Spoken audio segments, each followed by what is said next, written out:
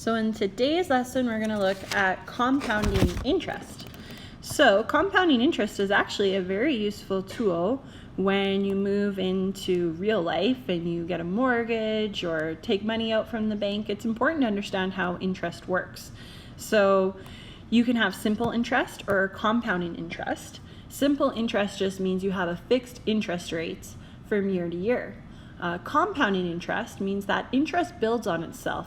In Math 30-1, because we're working with exponential equations, we'll be looking at compounding interest. So to start with, I'm going to put the formula that's on your formula sheet at the top of the screen here. Okay, so this formula we've used for all of our applications, and it applies for all the applications in this unit. So we'll talk about how it relates here. Okay, so we have a principal of $1,000 is invested at 6% annual interest, compounded monthly. So the first thing you're going to do is you're going to actually underline that compounded monthly. To the nearest tenth of a year, when will the amount be $1,400? So let's start with the numbers, putting in the numbers that we know. So the Y would be 1,400 because that's how much money I finish with. A always represents the initial amount, which when it comes to these types of questions will be your principal because that's how much money you start with. So in this case, it's $1,000. Now the B value is how much you're increasing and decreasing by per each time you compound. So that's actually going to change depending on what you're compounding, monthly, yearly, bi-weekly, or whichever, or bi-yearly. Okay, so we're compounding monthly. So what that means is we're taking the 6% annual interest. Remember, 6% annual. Annual means that 6% per year, but you're breaking it up into every month. So what we're doing is we're taking that 6% and we're dividing it by 12. So each month I'm going to compound 0.5% onto my interest here. Okay, so now we talked about in previous lessons, whenever we're increasing, we add to 100%. When we're decreasing, we subtract. Well, the same holds true for these questions. We're going to add that 0.5% to 100%, which gives us 100.5%. Now, in order to put that in my B value in that formula, I'm going to need to write that as a decimal. So that is the same as 1.005. So now I know each compounding period, I have 1.005. Now you could write your time. Your time is your total time, right? And then your P would be the amount of time it takes to compound. So you could still use this formula if you wanted. So this would be 12 months, right? And then your total time would be however months you're looking for.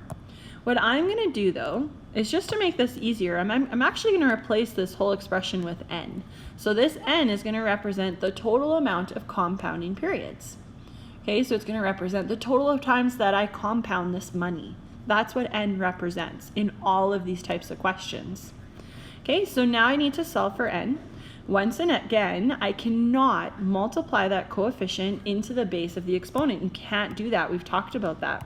So in order to solve for this exponential form, I'm going to need to isolate the exponent. So I'll have to divide the 1,000 over to the other side of the equation. Okay, so at this point I end up with 1.4 equals 1.0059. Now to solve for N, I'll just convert to logarithmic form. So I have log, my base is 1.005, my argument is 1.4. I'll go ahead and type that in my calculator and I get 67.46. And remember, this N value represents the compounding period. Compounding periods. Pay attention to what the question's asking. So this question wants to know the years, right? So if I'm compounding 12 times a year each month, I would divide this by 12 to figure out how many years there are. So if I divide that by 12, I know that it's approximately 5.6 years. Okay, we solved this algebraically. I actually think these types of equations are probably easier to solve algebraically. You could type it in your graphing calculator as well. You just have to play around with that calculator a little more. All right, let's try the next question.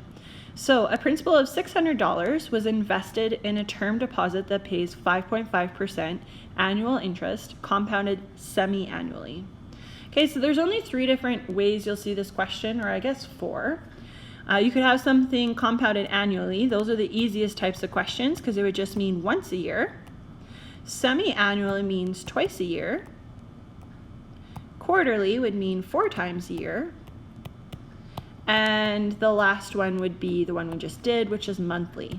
Okay, those are the only 4 different types of compounding questions you will see in this unit. So now we're compounding semi-annually.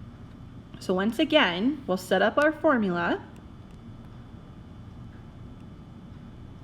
And I'm going to replace the T over P with N. And again, that N represents the total amount of compounding periods. So my A value will be my principal amount.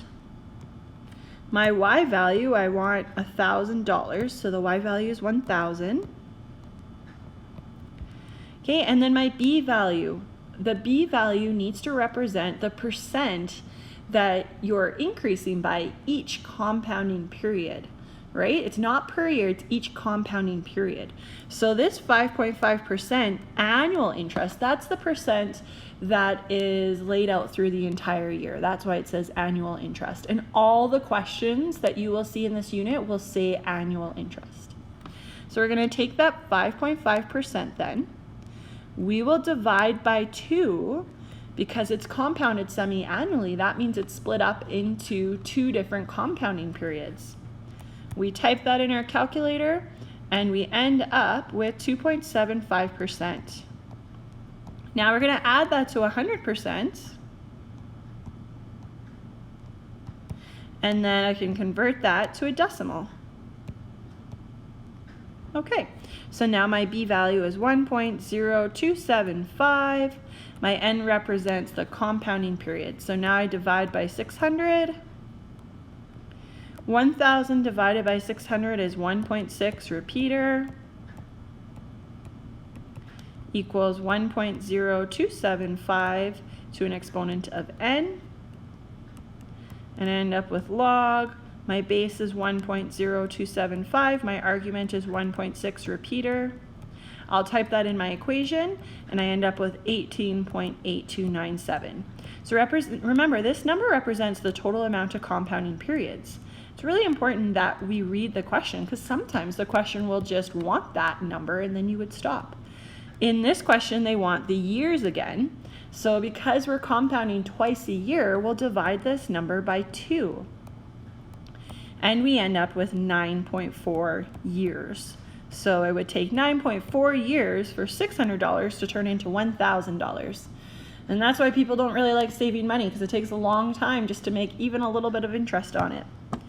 Okay, Christine invested $2,500 for 4 years compounded semi-annually, and she received $843.26 in interest. What was the annual rate of interest? So this question's a bit different. Let's set up our equation like we normally would. So the interest, what that means is that's the amount of money she made off that $2,500. So if the initial amount is $2,500, she would make her end amount would be $2,500 plus $843. So you add the interest on to the principal. So you end up with $3,343.26. Okay, and then we're looking for the B value. And the N again represents the total amount of compounding periods. She's compounding semi-annually for 4 years. So that means the total amount of compounding periods would be 8. It would be 4 times 2. All right, so now I'll solve for that X. So I'm going to divide this 2,500 over. And I end up with 1.337304 equals X to the 8th. Now to solve for X, I need to isolate that X. So there's different ways you could do this. You could definitely use a radical with an index of 8. I'm going to just raise it to the reciprocal power, which is 1 over 8.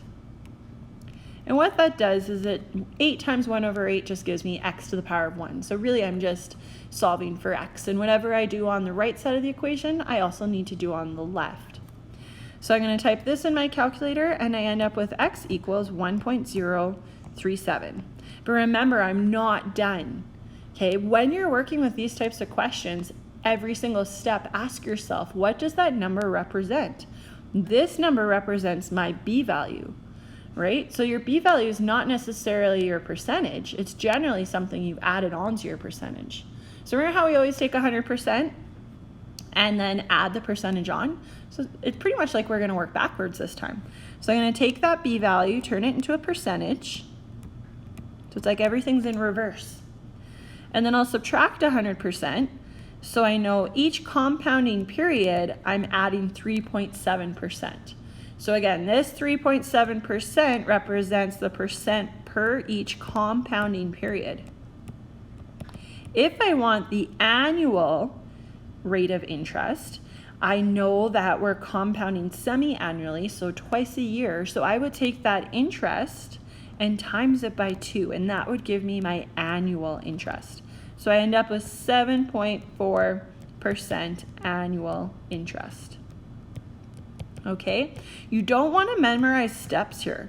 You want to understand which each number and what each step represents and why you're doing it.